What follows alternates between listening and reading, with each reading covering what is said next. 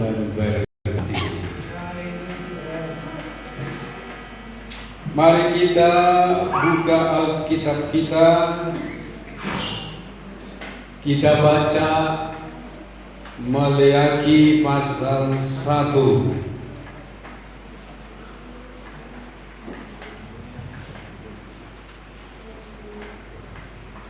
Ayat 1 sampai 14.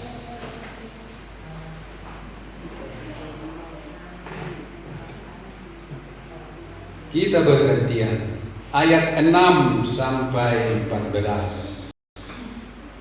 Saya terlebih dahulu.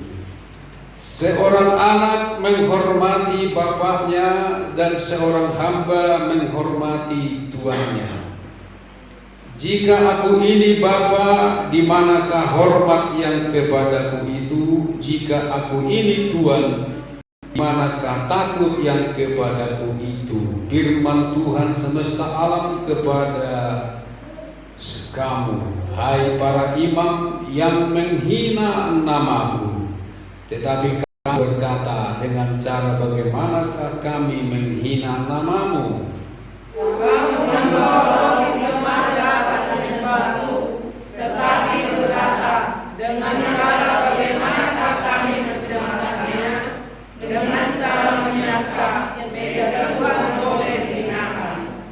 Apabila kamu membawa seekor binatang buta untuk dipersembahkan, tidakkah itu jahat? Apabila kamu membawa binatang yang timpang dan sakit, tidakkah itu jahat?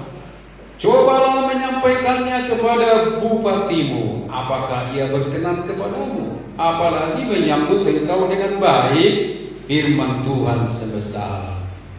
Maka sekarang cobalah menggunakan tangan Allah supaya dia mengasihani kita. Oleh karena terjadi hal itu, masakan dia akan menunjuk seseorang orang daripada yang baik firman Tuhan semesta alam. Sekiranya ada di antara kamu yang mau menutup pintu, supaya jangan kamu menyalakan api di mezbahku dengan percuma. Aku tidak suka kepada kamu, firman Tuhan semesta alam. Aku tidak berkenan menerima persembahan dari tanganmu. Sebab dari terbitnya sampai kepada terbenamnya matahari, namamu besar di antara bangsa-bangsa, dan di setiap bangsa namaku, dan contoh sesuatu yang lahir. Sebab namamu besar di antara bangsa-bangsa, firman Tuhan semesta alam. Tetapi kamu ini menajiskannya, karena kamu menyangka meja Tuhan memang cemar dan makanan yang ada di situ boleh dihinakan.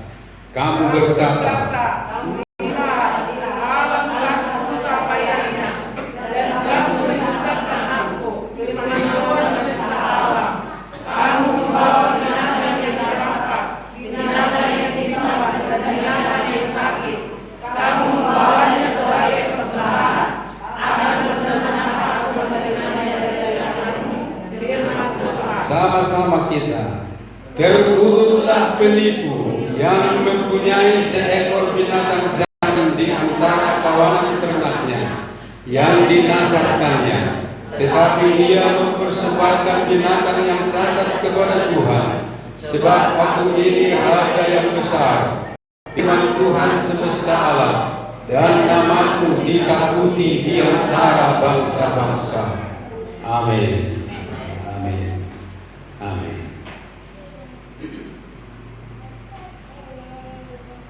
Bapak Ibu saudaraku sekalian, di sini Tuhan itu mencurahkan isi hatinya. Dia mencurahkan perasaannya yang terluka kepada umatnya. Dia terluka atas sikap dari umatnya.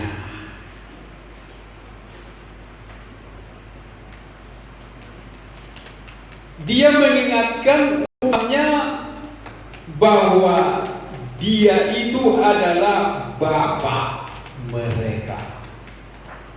Seorang bapa yang sepatutnya dihormati, disegani, dipuji dan ditakuti.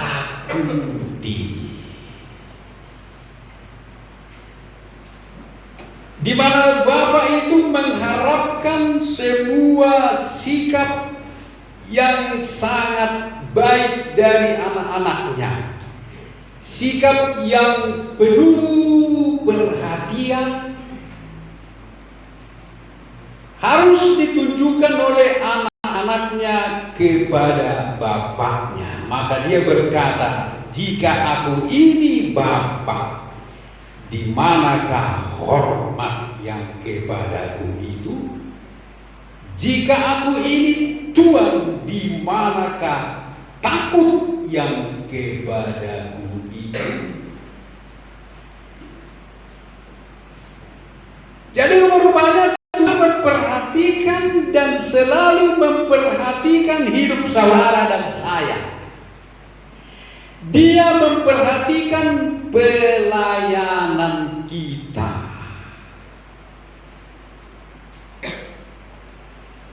Walaupun dia ada di sorga, dia memperhatikannya.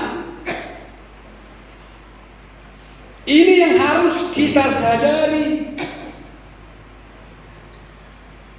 Banyak di antara kita, banyak anak-anak Tuhan yang datang beribadah kepada Tuhan, tetapi di mata Tuhan mereka itu adalah penipu.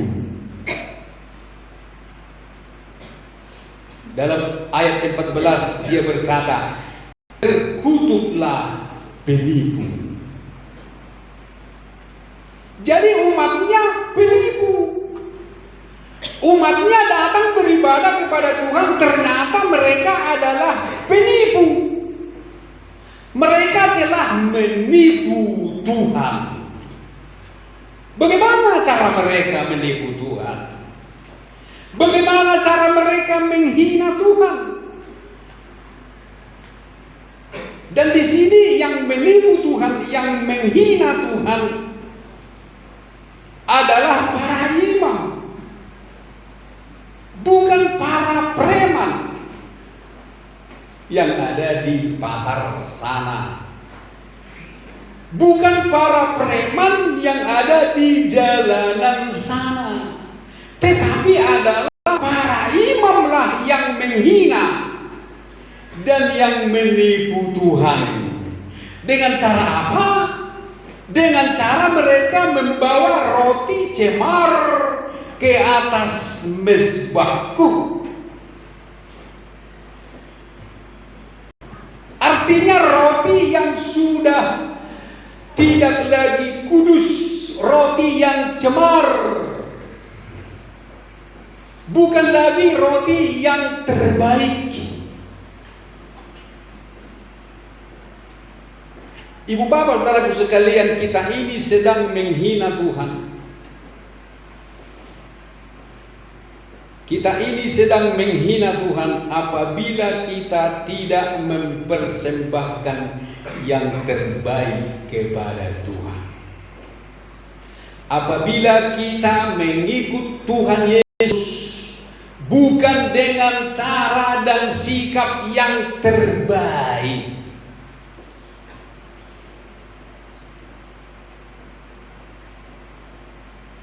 Melayani Tuhan bukan dengan sikap dan cara yang terbaik, tetapi dengan yang cemar. Kita menganggap melayani Tuhan itu boleh asal-asalan.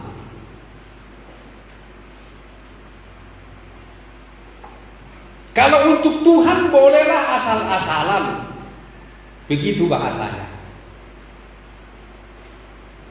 Jadi ibadah-ibadah kita itu tidak membawa kita kepada hubungan yang semakin benar dengan Tuhan.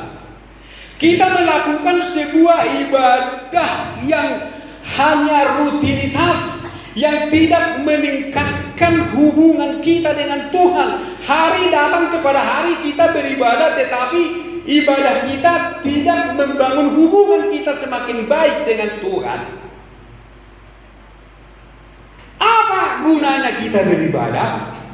Supaya kita semakin memiliki hubungan yang lebih baik.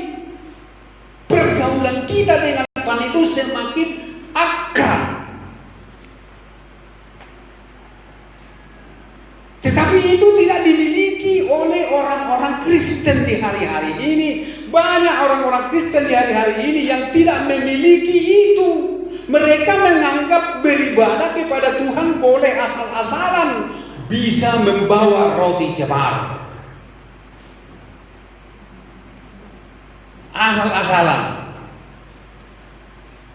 Ini adalah dosa, kejahatan, menghina nama Tuhan dengan caramu beribadah kepada Tuhan, dengan caramu melayani Tuhan, dengan caramu mempersembahkan, dengan cara datangmu beribadah kepada Tuhan jangan cacat. Kita jangan mempersembahkan sikap yang cacat kepada Tuhan. Sikap beribadah kepada Tuhan jangan yang cacat. Kalau memang kita menganggap Tuhan itu adalah Tuhan Bapa kita, yang berikan Dia, yang memberikan kepada kita kehidupan, memberikan segalanya kepada kita, harusnya kita harus memiliki sikap yang sempurna. Tidak boleh sikap kita kepada Tuhan cacat.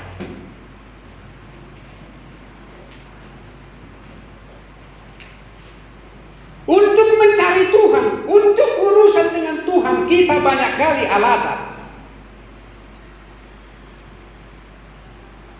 Untuk urusan dengan Tuhan kita banyak kali orang Batak bilang cengkunet.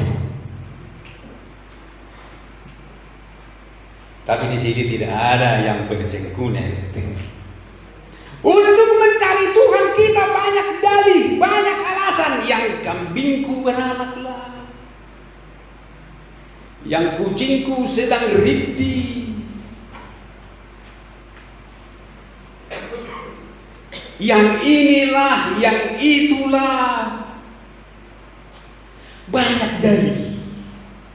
Seperti yang ada tertulis di Alkitab dalam Lukas pasal 14.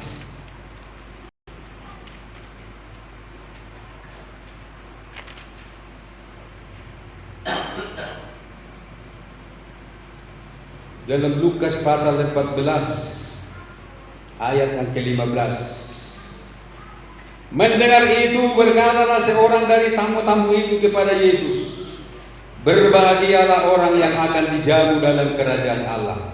Tetapi Yesus berkata kepadanya, "Ada seorang mengadakan perjamuan besar dan ia mengundang banyak orang. Menjelang perjamuan itu dimulai, ia menyuruh hambanya mengatakan kepada para undangan, 'Marilah, sebab segala sesuatu sudah siap.' Tetapi mereka bersama-sama meminta maaf. Yang pertama berkata kepadanya, 'Aku telah membeli ladang dan aku harus pergi melihatnya. Aku minta dimaafkan.'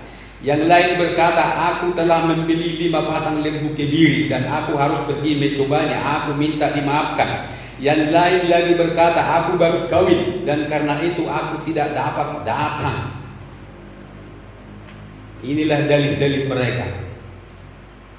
Maka kembalilah hamba itu dan menyampaikan semuanya itu kepada tuannya. Lalu murkalah tuan rumah itu dan berkata kepada hambanya, 'Pergilah dengan segera ke segala jalan dan lorong kota, dan bawalah kemari orang-orang miskin dan orang-orang cacat, dan orang-orang buta dan orang-orang lumpuh.' Kemudian hamba itu melaporkan, 'Tuan, apa yang Tuhan perintahkan sudah dilaksanakan, tetapi sekalipun demikian masih ada tempat.' Lalu kata Tuhan itu kepada hambanya, 'Pergilah ke semua jalan dan lintasan, dan paksalah orang-orang yang ada di situ masuk, karena rumahku harus penuh.'" Ini alasan-alasan orang yang membeli ladang, ada yang baru membeli lembu kebiri, dan ada yang baru kawin. Banyak sekali alasan orang-orang itu. Tetapi Tuhan itu tidak mau rumahnya kosong. Rumah yang sudah disediakan dengan banyak makanan dan pernik-pernik pesta harus diisi dengan orang-orang. Maka dia marah dan murka dan mencari orang-orang miskin, orang-orang buta, orang-orang cacat, orang-orang lumpuh. Tetapi masih juga ada tempat. Sampai akhirnya dia memaksa orang-orang masuk. Bapak Ibu saudaraku sekalian, dalam hidup ini kita tidak adil. Ibu bapak tidak adil. Orang-orang yang ditebus oleh Yesus tidak adil dalam memberi sikap kepada Tuhan. Untuk urusan-urusan lain kita begitu perhatikan. Tetapi untuk urusan dengan Tuhan kita banyak alasan. Coba saja orang-orang yang sedang belajar di sekolah, murid yang sedang duduk di SMA, SMP ataupun di bangku kuliah, mereka harus tekun belajar. Mereka harus tekun belajar dari pagi sampai pulang. Sudah pulang lagi dari sekolah, mereka juga harus tekun belajar les, kursus, mengikuti pelatihan-pelatihan supaya mereka berhasil. Mereka harus tekun belajar, tekun dan tekun. Tapi untuk Tuhan,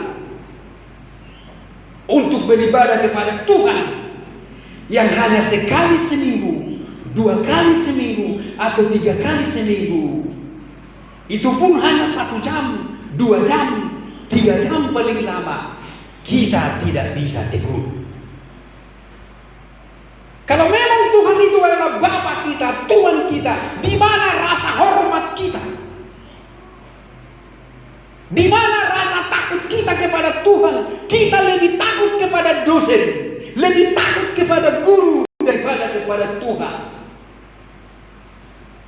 Untuk urusan membuat kita lulus, kita harus habis-habisan. Untuk urusan membuat kita menjadi tentara atau menjadi polisi, kita harus habis-habisan. Tapi urusan kita membuat anak kita masuk ke surga,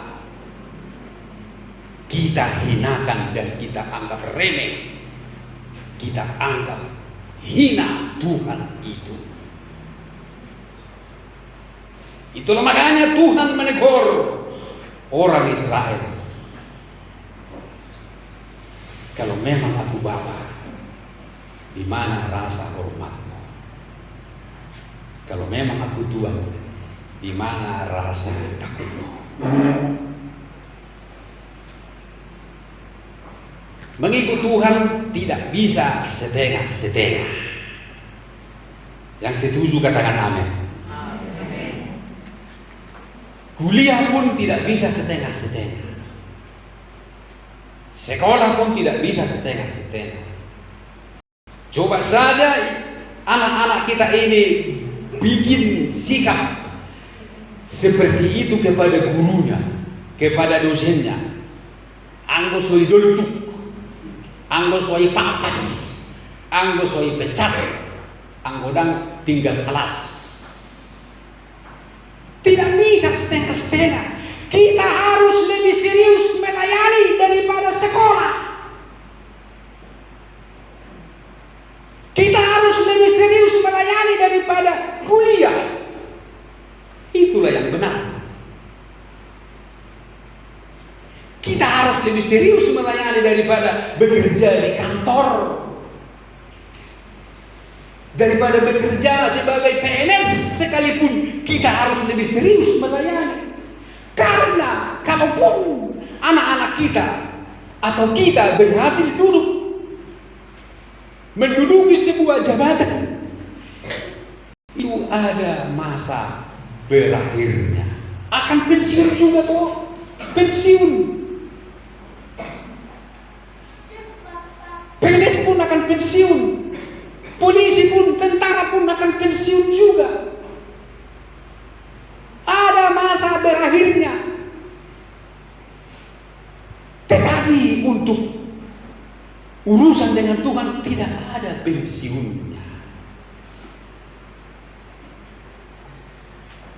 Mendapat hidup yang kekal, tidak akan pernah pensiun. Menikmati hidup yang begitu, yang tidak pernah kita bayangkan indahnya hidup di situ. Tetapi untuk itu pun banyak orang tidak mau serius. Maka di sini Ibu Bapak saudaraku sekalian, Tuhan menegur dan Tuhan berkata, kamu penipu. Kalau kita datang kepada Tuhan dengan sikap setengah-setengah, dengan sikap yang tidak baik, kita penipu. Tidak konsen mengikut Tuhan, tidak serius pun saat mendengar firman Tuhan, itu juga menghina Tuhan. Tetapi kita tidak sadar, kita merasa tidak menghina Tuhan, kita merasa sudah beribadah. Ayat 12 berkata, kamu menyangka meja Tuhan memang cemar, dan makanan di situ boleh dihinakan. Nah, ini kesadisan hati orang Israel ini. Mereka berkata begini. Tetapi ayat 12, mulai 1 ayat 12, tetapi kamu ini menajiskannya karena kamu menyangka meja Tuhan memang cemar dan makanan yang ada di situ boleh dihinakan. Kita menyangka kalau pelayanan kepada Tuhan itu mah tidak perlu sepenuh hati, boleh asal-asalan. Itulah sangkaan kita. Tapi kalau di kantor mah kita harus sepenuh hati. Di kantor harus sepenuh hati, di sekolah harus sepenuh hati. Tetapi untuk melayani Tuhan tidak perlu sepenuh hati. Kalau untuk urusan pekerjaan Tuhan, ya asal-asal saja. Itulah yang dikatakan oleh mereka. Meja menunjuk kepada pelayanan. Meja Tuhan boleh dihinakan.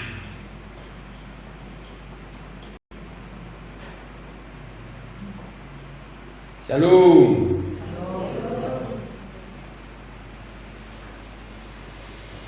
Karena itu Ibu Bapak saudaraku sekalian, mari kita menghormati Tuhan, menghargai Dia. Kita harus selalu takut kepada Dia. Petrus juga berkata begini. Petrus 1 Petrus 1 ayat 17. Dan jika kamu menyebutnya Bapa, yaitu Dia yang tanpa memandang muka menghakimi semua orang menurut perbuatannya, maka hendaklah kamu hidup dalam ketakutan selama kamu menumpang di dunia ini. Amin, Ibu Bapak.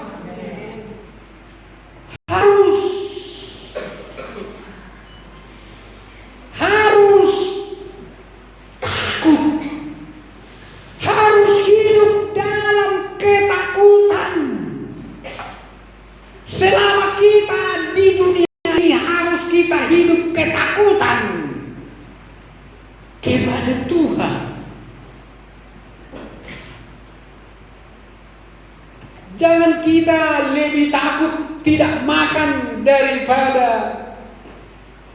takut kepada Tuhan. Kalaupun kita harus mati karena kelaparan, oleh karena kita menunjukkan rasa takut kita kepada Tuhan, mati pun kita masuk surga.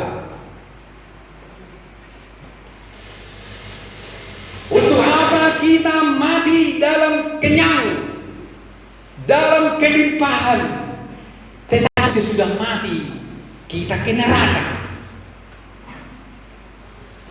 Kita tidak pernah menderita karena kebenaran, tidak pernah susah untuk beribadah kepada Tuhan. Maka sebagai gantinya, kita harus selalu susah dan menderita di neraka. Itu kan yang dikatakan Tuhan, yang dikatakan Abraham kepada orang kaya itu.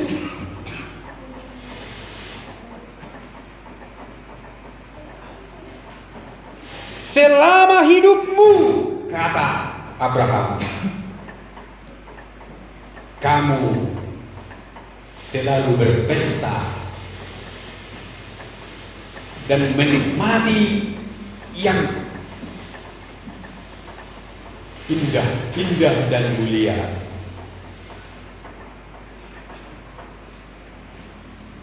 Maka sekarang di neraka ini kamu akan menikmati siksaan dan penderitaan. Tuhan itu memang Allah. Tuhan itu memang dahsyat. Tuhan itu memang besar. Dia berkata begini dalam Maliaki 1 ayat 11. Sebab dari terbitnya sampai kepada terbenamnya matahari, namaku besar di antara bangsa-bangsa. Dan di setiap tempat dibakar dan dipersembahkan korban bagi namaku. Dan juga korban sajian yang tahir. Sebab namaku besar di antara bangsa-bangsa, di antara bangsa-bangsa, firman Tuhan semesta alam. Tuhan besar, nama Tuhan besar. Tanpa kita pun Tuhan itu tetap besar. Tanpa kita pun nama Tuhan tetap besar. Tapi kita tanpa Tuhan, apa jadinya? Tanpa kita Tuhan tetap besar, tetapi tanpa Tuhan hidup kita binasa. Amin, Ibu Bapak. Karena itu Tuhan berkata, terkutuklah menipu. Jangan menipu aku terus. Jangan menipu aku terus dengan menunjukkan sikap yang tidak serius beribadah kepada. Hentikan penipuan dengan kita berubah sikap dari yang tidak serius menjadi sangat serius.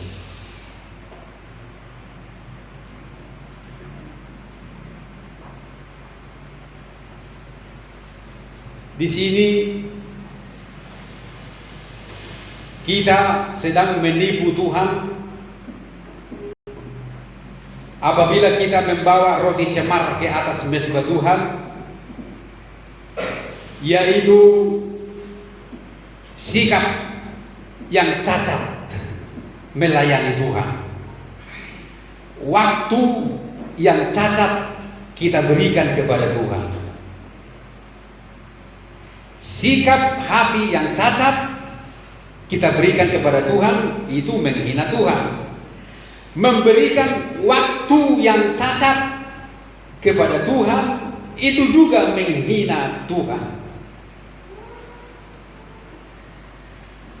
Termasuk memberikan korban yang cacat. Jadi ini harus sempurna. Tidak boleh harus saya tutup-tutupi. Kalau memang Tuhan menuntut kita untuk mempersembahkan sikap yang tidak cacat, harus kita lakukan. Memberikan waktu yang tidak cacat, harus kita berikan. Pikiran dan perasaan yang tidak cacat, harus kita berikan. Tetapi juga korban persembahan yang tidak cacat juga harus kita lakukan. Amin, Ibu Bapak.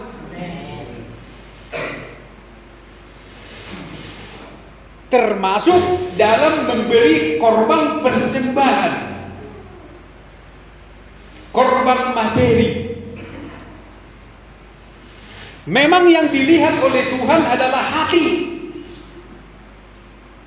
bukan jumlahnya. Hati. Tetapi jangan itu menjadi alasan bagi kita untuk selalu memberi sedikit. Kalau memang kita adalah janda miskin, silakan beri. Berilah persembahan janda miskin. Kalau memang kita janda miskin. Tetapi kalau kita Abigail, tahu Ibu Abigail? Istri si Nabal, orang kaya itu loh. Abigail, istri orang kaya. Tidak mungkin persembahan Abigail adalah persembahan janda miskin. Jadi dalam mempersembahkan kepada Tuhan memang hati memang yang dilihat oleh Tuhan. Hati.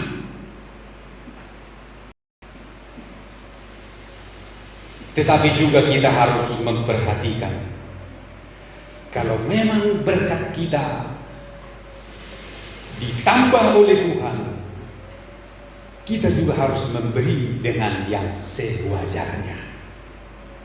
Karena firman itu berkata dalam Ulangan 16 ayat 16, kita kalau menghadap Tuhan jangan dengan tangan hampa. Harus ada persembahan. Kaya ataupun miskin, miskin sekalipun harus punya persembahan.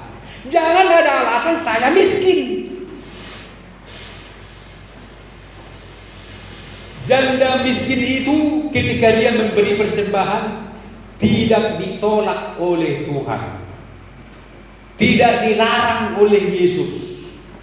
Yesus tidak berkata, "Oh, kamu miskin, gak usah kamu. Gak usah bu, kamu miskin, gak usah. Tidak. Yesus tidak bilang itu. Dibiarkan saja, walaupun dia janda miskin, harus memberi persembahan. Bukan dilarang oleh Tuhan dengan alasan dia miskin, tetapi harus. Kenapa harus? Harusnya kan Tuhan bilanglah begini, aduh kamu kan miskin, uangmu kan gak ada, kebutuhanmu banyak, anakmu juga banyak, gak usah kamu kasih persembahan. Harusnya begitulah dibilang oleh Tuhan. Kamu irit sajalah, kamu iritlah, gak usah kasih persembahan. Karena kamu miskin, banyak tanggungan. Apakah itu dikatakan oleh Yesus? Tidak. Miskin sekalipun kamu harus ada persembahan. Ini bukan untuk kepentingan Tuhan. Untuk apanya Tuhan uang? Tanpa manusia pun pekerjaan Tuhan bisa berjalan. Bukan untuk kepentingan Tuhan harus memberi persembahan yang terbaik. Bukan. Dia wakilnya deh. Tetapi untuk kepentingan kita saudara dan saya. Amin, Ibu Bapak. Untuk kepentingan kita. Semakin kita melawan, semakin kita mengatur dengan pikiran kita, semakin kita mereka-reka, merancang-rancang, menghitung-hitung, begini, semakin tidak bisa kita menikmati hidup ini. Akan terus kekurangan sampai Maranatha, dia datang kembali. Firman Tuhan berkata, Amsal berapa itu? Cari sendiri. Ada orang yang menyebar harta luar biasa, tetapi tidak kekurangan. Ada orang yang menghemat secara luar biasa, selalu kekurangan. Ini loh ya, tanyakan dulu Yosua. Tanyakan dulu Yosua. Amsal 11 ayat 24. Iya. Ada yang menyebar harta tetapi bertambah kaya. Ada yang menghemat secara luar biasa, namun selalu kekurangan.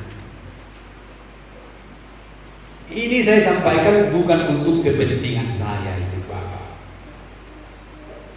Nah, di sini orang Israel sudah menipu Tuhan dengan sikapnya beribadah, tetapi tidak berhenti di situ. Mereka juga menipu Tuhan lagi dalam persembahan.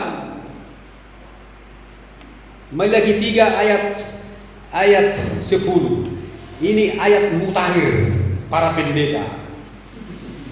Selalu sudah menipu Tuhan dalam sikap, menipu Tuhan lagi dalam perpuluhan.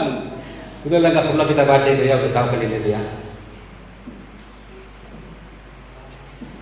Malaki 3, gak lupa ya, gitu deh. Ayat 8. Sama-sama menipu. Bolehkah manusia menipu Allah? Namun kamu menipu aku. Tadi di pasal 1 sudah menipu Tuhan dengan sikapnya. Sekarang menipu Tuhan lagi dengan apa? Dengan cara bagaimana kami menipu engkau mengenai persembahan, persepuluhan dan persembahan khusus. Kamu telah kena kutuk, tetapi kamu masih menipu. Ya, kamu seluruh bangsa, bawalah seluruh persembahan persepuluhan itu. Jadi 2 kali mereka menipu Tuhan. Sudah sikapnya pun beribadah asal-asalan, melayani pun asal-asalan, berbuat pun tidak diberikan kepada Tuhan. 2 kali dia menipu Tuhan. Sudah asal-asalan melayani,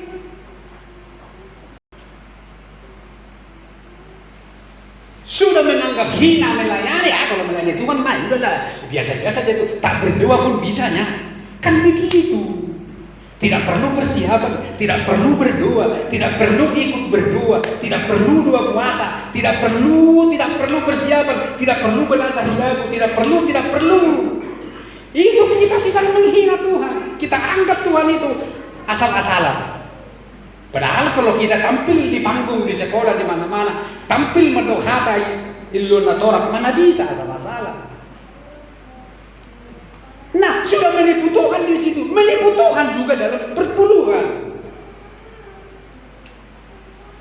Maaf Ibu Bapak ya, bukannya saya gak ada uang ya, bukan begitu maksud saya, tapi saya harus sampaikan firman Tuhan. Sebenarnya saya tidak pusing kalau Ibu Bapak kasih perpuluhan pun, tidak kasih pun tidak masalah bagi saya. Bukan itu maksud saya, tetapi saya harus sampaikan firman Tuhan, karena di sini ada kata terkutuklah penipu. Siapa yang menipu terkutuk? Saya tidak mau terkutuk.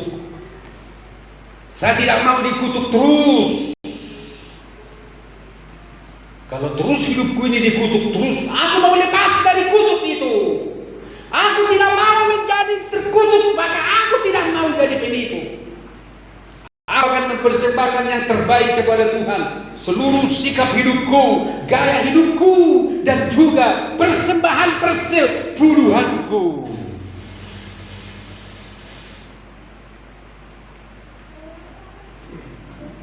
Coba kita buka 1 Korintus 9. Ini ayat yang terakhir.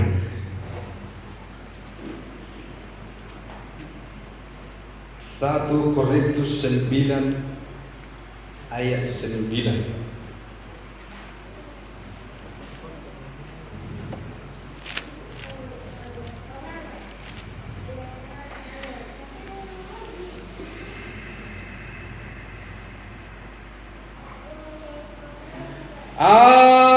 Sebab dalam hukum Musa ada tertulis, janganlah engkau memberangus mulut lembu yang sedang mengirik. Lembukah yang Allah perhatikan, atau kitakah yang Ia maksudkan? Ya, untuk kitalah hal ini ditulis, yaitu pembajak harus membajak dalam pengharapan, dan pengirik harus mengirik dalam pengharapan untuk memperoleh bagiannya. Jadi, jika kami telah menaburkan benih rohani bagi kamu, berlebih-lebihankah kalau kami menuai hasil duniawi daripada kamu? Kalau orang lain mempunyai hak untuk mengharapkan hal itu daripada kamu, bukankah kami mempunyai hak yang lebih besar? Tetapi kami tidak mempergunakan hak itu. Sebaliknya kami menanggung segala sesuatu, supaya jangan kami mengadakan rintangan bagi pemberitaan Injil Kristus. Jadi Paulus ini pun berhak juga dia menuai dari pelayanan. Dia berhak menerima persepuluhan dari jemaat. Tetapi itu tidak diambilnya. Dia tidak mengambilnya, tetapi firman itu disampaikannya. Hatinya tidak ke situ. Tujuan pelayanan Paulus tidak mengenai persembahan, tetapi diajarkannya. Dia berkata, aku beratnya aku menikmati gajimu, menikmati penghasilanmu, berhak saya, karena saya sudah menabur firman, mendoakanmu, menabur firman, menanggung jawabimu kepada Tuhan. Berlebih-lebihankah aku kalau aku mengecap yang duniawi daripadanya? Tetapi itu tidak terlalu kupikirkan, kata Paulus. Nah, di sini saya belajar, tidak salah saya menyampaikan firman Tuhan ini, walaupun saya tidak terlalu menggunakan ini, tidak menggunakan hak ini, tetapi harus ku sampaikan. Ayat 13, tidak tahukah kamu bahwa mereka yang melayani dalam tempat kudus mendapat penghidupannya dari tempat kudus itu, dan bahwa mereka yang melayani mezbah mendapat bagian mereka dari mezbah itu? Demikian pula Tuhan telah menetapkan bahwa mereka yang memberitakan Injil harus hidup dari pemberitaan Injil itu. Tuhan telah menetapkan. Kalau seandainya pemerintah menetapkan ini, kalau pemerintah menetapkan setiap anggota gereja harus membayar sekian kepada pendetanya masing-masing, itu dibuat menjadi undang-undang, ditetapkan oleh wali kota. Ibu bapak mau lakukan atau tidak? Sanksinya kalau tidak dilakukan, urusan-urusannya di kelurahan, di kecamatan, di kota, kantor wali kota tidak dilayani. Saya rasa semua takut. Tetapi ini bukan wali kota yang menetapkan, Tuhan yang menetapkan. Tetapi manusia tidak mau lakukan. Kenapa manusia tidak mau lakukan? Karena umatnya tidak tahu, tidak pernah mendengar yang begituan. Yang didengarnya hanya berkat. Karena tidak tahu, maka tidak dilakukan. Maka di mata Tuhan mereka adalah penipu. Kalau penipu terkutuk. Saya tidak menakut-nakuti. Karena saya sedang menyampaikan firman Tuhan tentang sikap kita beribadah, mempersembahkan korban kepada Tuhan, mulai daripada persembahan sikap, kehadiran, waktu, perhatian, persiapan, dan juga korban materi harus benar-benar kita lakukan, harus benar-benar kita berikan kepada Tuhan. Percayalah ibu bapak, Tuhan tidak membebani kita dengan beban yang berat yang tidak bisa kita pikul. Tidak mungkin itu. Tidak mungkin Tuhan membebani anak-anaknya dengan beban yang berat.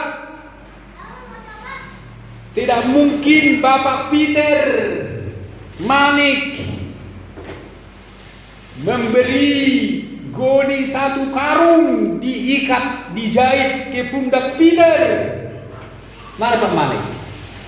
Mau Pak Peter membuat goni bolang yang diisi beras di pundak si Peter? Tidak mungkin itu anaknya. Tidak mungkin Tuhan memberikan kita ketetapan harus membawa persembahan rohani dan persembahan jasmani kepada Tuhan. Itu tidak mungkin ditetapkan oleh Tuhan kalau kita tidak sanggup lakukan. Dia beri kekuatan, Dia beri berkat, Dia akan beri rezeki. Bukankah Dia berkata, Dia yang memberi benih kepada penabur, memberi roti juga. Jadi kalau kita mau komitmen melakukannya, Dia akan sediakan. Amin. Dia akan sediakan, Dia akan buka. Ini umatku sudah mau ibadah ini, dia mau kasih persembahan. Aku beri dulu dia berkat supaya ada persembahannya kepada aku, Tuhan. Maka dia buka berkatnya, dia putar. Adakah yang mustahil bagi Tuhan? Dia buka pintu berkat supaya ada persembahan anak koin. Tapi kalau kita tidak ada kerinduan, kita anggap melayani Tuhan asal-asalan.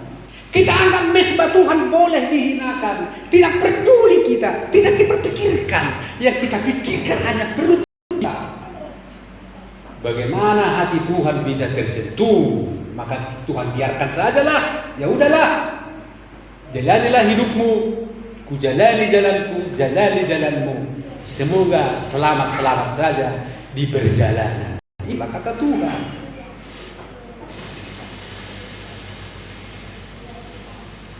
Maka di sini dikatakan, terkutuklah penipu.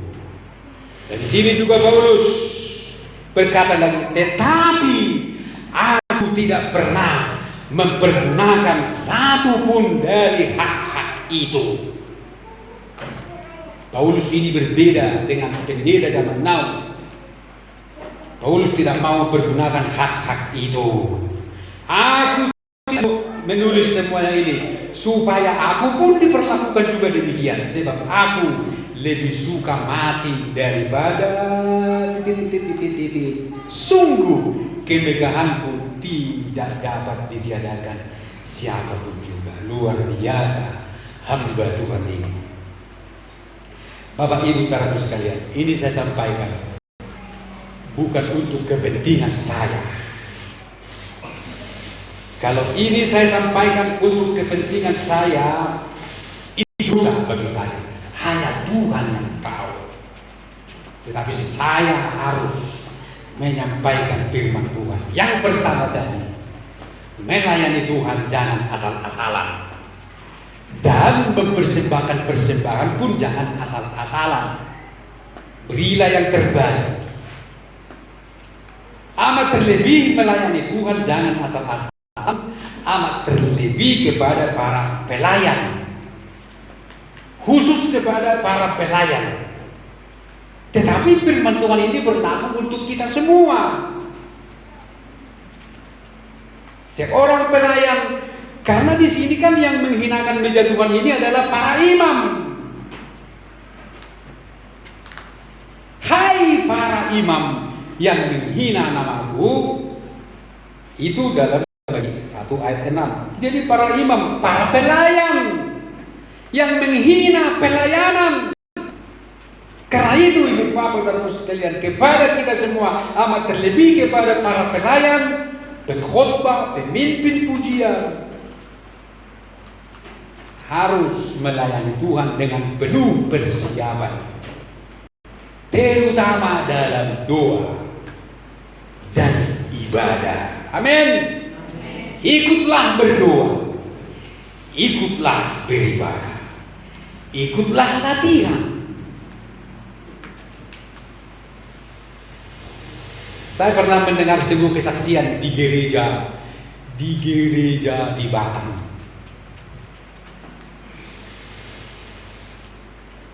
Semua pelayan di gereja itu harus mencatat khotbah gembala. Iya, saya tidak karang-karang. Jadi semua pelayan, baik itu aser, penari, pemusik, semua harus mencatat khotbah gembalanya. Kalau tidak mencatat, dipecat, tidak bisa melayani. Dan catatan itu pun dikumpul. Ini nama dikumpul. Siapa yang tidak mencatat, tidak diperbolehkan melayani, tidak diperbolehkan di mimbar. Duduk saja, duduk manis, jemaat biasa. Begitu, Bapak. Begitulah mereka menghargai pelayanan kepada Tuhan, sehingga gereja itu besar sekali, jemaatnya pun banyak sekali, dipenuhi dengan orang-orang yang takut akan Tuhan dan orang-orang kaya. Tidak hanya kaya, tapi semua jemaatnya takut akan Tuhan. Semua melayani, bisa semua berkhotbah. Kalau gembalanya mengadakan seminar di dalam ataupun ke luar negeri, situasinya yang menggantikan dia berkhotbah. Besar sekali gereja itu, mentereng 3 tingkat. Kenapa? Karena mereka menyerapkan rasa takut dan hormat kepada Tuhan melebihi rasa takut dan hormat kepada manusia. Mereka tidak takut manusia, bahkan mereka anti adat pun, anti adat. Tang bagadet pala yalay soalnya bergana di Batam. Alay, mau di Sumatera daw, Lewirdo. Maka Bapak Ibu Saudara sekalian, hari ini kita belajar untuk menghormati Tuhan melebihi apapun, untuk lebih melayani Tuhan melebihi melayani apapun. Sekarang kan kita yang terlalu takutnya Tuhan. Kalau aku nanti setia melayani Tuhan, tak bisa lagi bekerja. Ahama alangon, tutup manok toko, tutup makode, tutup kegiatan. Ahama uang sekolah di dana bulan depan. Kan logika kan pemikiran kita masuk di akal, masuk di akal. Apalagi musai molo baik persembahanku, nasaon molo boleh musai perpuluhanku. Kan kami dugi perpuluhanki gabe. Humbelek tiap bulan. Ido moro pikiran tak. Firman Tuhan tuh nanti ikuti mana pikiran tak. Terserah kita, terserah. Firman Tuhan berkata, jalanmu bukan jalanku, rancanganmu bukan rancanganku.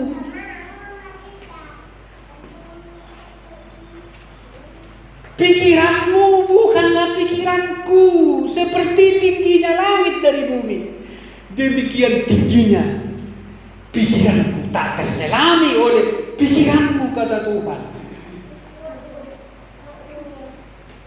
Tetapi inilah firman Tuhan yang kita baca. Inilah yang kubaca, maka inilah yang kusampaikan.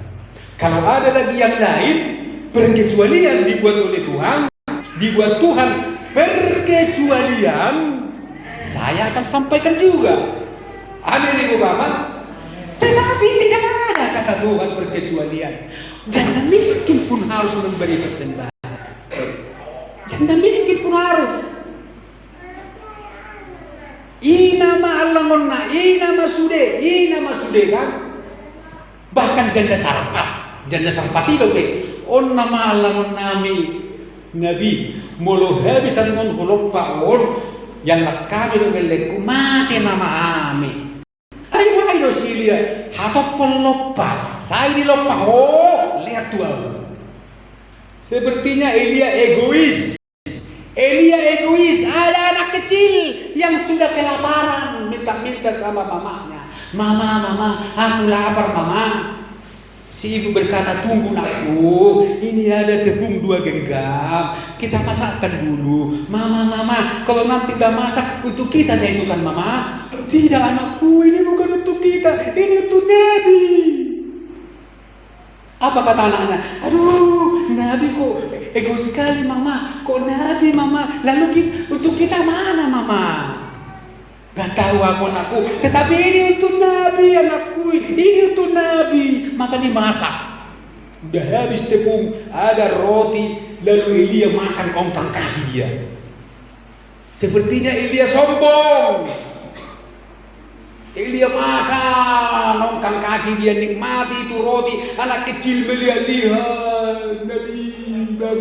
Nabi, kasih sampong Nabi, tolong Nabi, udah lapar saja aku. Mama pun udah lapar, tolong Nabi. Nabi mau? Gak mau. Nabi san. Makan dia, dimakan.